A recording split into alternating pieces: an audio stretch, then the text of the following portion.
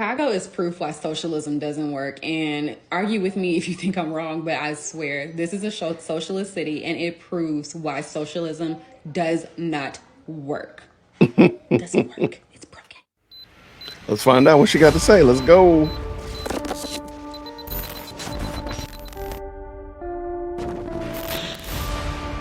Social and political commentary from a Christian male perspective. You can't convince me that Chicago is not a socialist city. The entire city is obsessed with gender ideology and breaking down gender social norms.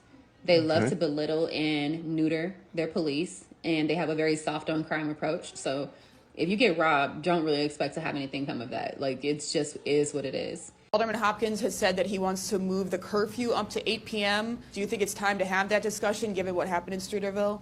Well, look, the shootings in Chicago are still very much a problem, right? No one's going to disagree with that. Violent crime is down. Shootings are down. Homicides are down. Every single major category of violent crime in the city of Chicago is down. And of course, you know, we grieve the loss of individuals who have succumbed to violence in this city, you know, but as far as making sure that we keep our community safe, we have to do the things that work. And what works is that we have to invest in people. Do we have to get these illegal guns off the streets? Absolutely. Do we have to create more opportunities so that individuals know that they are supported? Absolutely. Do we have to hold people accountable when they do commit crimes? Absolutely. That's why I committed to promoting 200 more detectives, right? We've already seen our clearance rate go up, 56%, that number continues to grow. More work to be done, but I believe that by having policies in place that actually work and investing in people, that's our pathway to continue to build a better, stronger, safer Chicago. They're also really obsessed with getting as much money as possible from their citizens via fines, permit fees, taxes, and all types of things like that. Like Chicago likes to allocate their your taxpaying dollars to going and aggressively ticketing. They're standing here for like 10 minutes trying to figure out how he can ticket this car.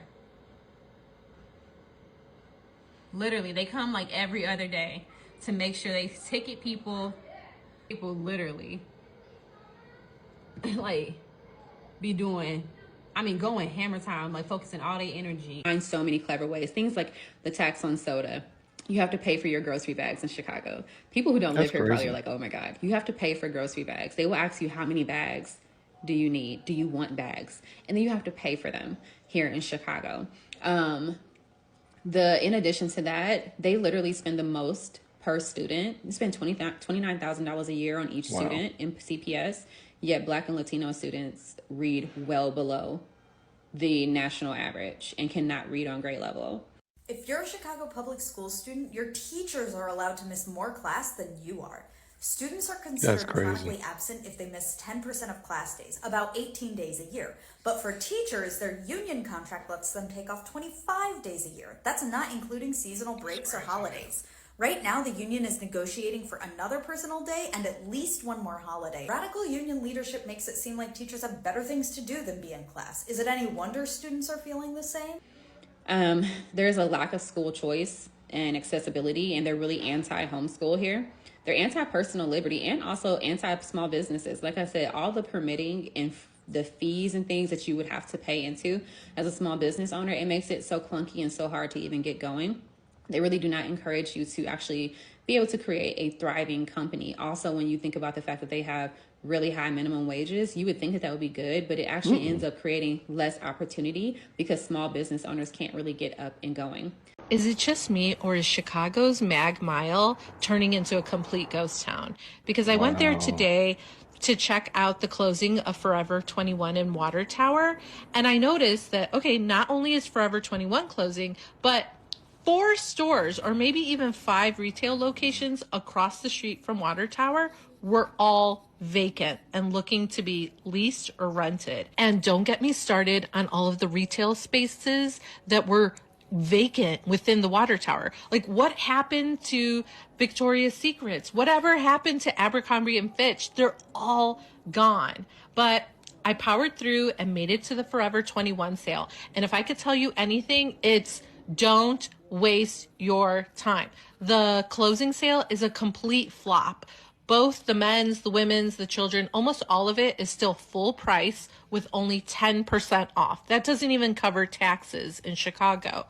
But Wow. maybe if you're interested, the sale section is an additional 40% off. Everything's final sale. I don't know if that's really worth it to you. It's pretty picked over. Oh, can someone also confirm or deny if the Ralph Lauren Grill in downtown Chicago is closing forever? Because this is what it looked like today, and that would be so sad.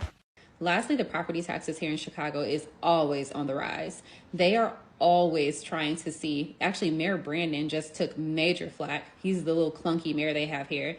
He actually took major flack for Funky trying mayor's to raise crazy. property taxes literally sky high because he can't manage his budget. So he wanted to do it on the backs of black property owners and white property owners and figure out how they could pay him some more money so he could fix the budget. Chicago is a failed city. Chicago's north side. Take a look at this. Cell phone video captures the chaotic scene early this morning at Ashland and Diversey in Lakeview. In daylight, you can see the skid marks left behind. We received a number of complaints from people in the neighborhood. A viewer shared this video showing cars doing donuts as fireworks go off. Another neighbor told us he wants Mayor Brandon Johnson to take action. Good luck. I think he's too lenient. I think he needs to start being more aggressive with what's going on. I think he needs to add more police to the city. Oh, you can forget about that, big dog. He was too busy at a diversity, equity, and inclusion event. We'll get there. Have them start doing something instead of just doing what they can, and I think they need to start nipping it and actually holding people accountable for their actions. Well, the video shows off. They got one police car. One police car to break this up. Officers responding to the scene, sending people running. But Chicago police tell us. Listen, bro.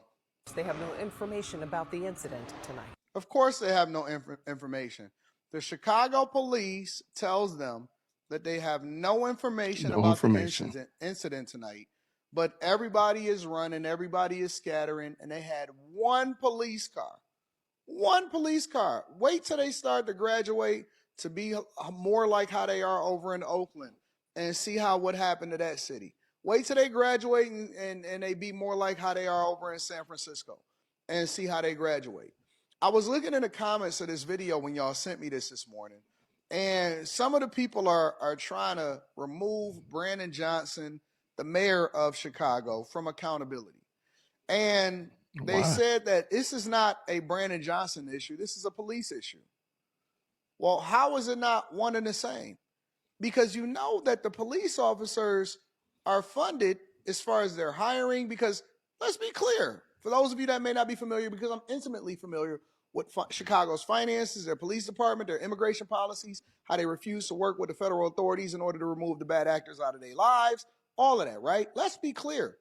The budget for the police officers, especially when it comes to their academy, them training them, hiring more police officers, are largely tied to whatever it is that he's going with the city budget. So the Chicago city budget is operating at a deficit. Just a few months ago, they were complaining and crying about the fact that it was a possibility for them to have to raise property taxes, but instead they raised all of the other taxes, all of the little incendiary taxes around it, and they continue to run in the Victim Olympics and fund all of these illegal migrant crises, these shelters, these places, and all of that stuff. Meanwhile, they were down well over 2,000 police officers the entire time. So you can't bring more police officers, you can't train anybody. They remove ShotSpotter, which then allow for them to be able to preemptively and proactively deal with and address crime in the area. You can't do anything. Instead, Brandon Johnson largely stood on, this is the thing that he stood on in order to become a mayor of Chicago, defunding the police. And they try to remove that. They're trying to get that removed and cleaned up all over the internet. But Chicago's Brandon Johnson stood on the side of and in opposition of their police officers and police department. I know several police officers over in Chicago. A couple of them I even coach. They hate Brandon Johnson.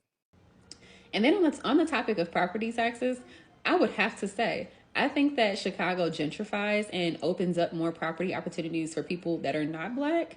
I think they do it through property taxes here and also ticketing and fining. It's a way that they get people to move out of areas that they want to open up more opportunity in. If you come and look at Chicago, when they want to start moving in a different race or population, they'll start ticketing the heck out of the people who currently live there, booting their cars, making it where you can't go to work. It's a lot of little sneaky, disgusting things that you'll see kind of come into play here. And then at the end of the day, if you come to Chicago and really drive around the whole thing, you'll see that the haves and the have-nots are super separated. In Texas, that's not something you see as much. People are living kind of together, races, socioeconomic statuses, and all types of things. Here in Chicago, you're all separated. You're separated by race and you're also separated by class. Argue me down if you think I'm wrong, but I'm pretty sure it's a socialist city. It's pretty disgusting. Chicago is proof why socialism doesn't work, and argue with me if you think I'm wrong, but I swear this is a socialist city and it proves why socialism does not work. Doesn't work. It's broken. Shout out to that. Yo, let me know what y'all think down in the comments below.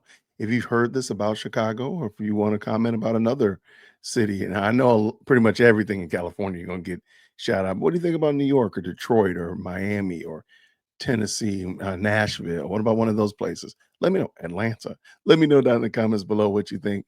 Give me your feedback. I really appreciate it. Thank you so much for liking the video. Thank you very much for helping us hit our goal of 50,000 subscribers. Looking forward to rocking with you all next time. And until then, grace and peace.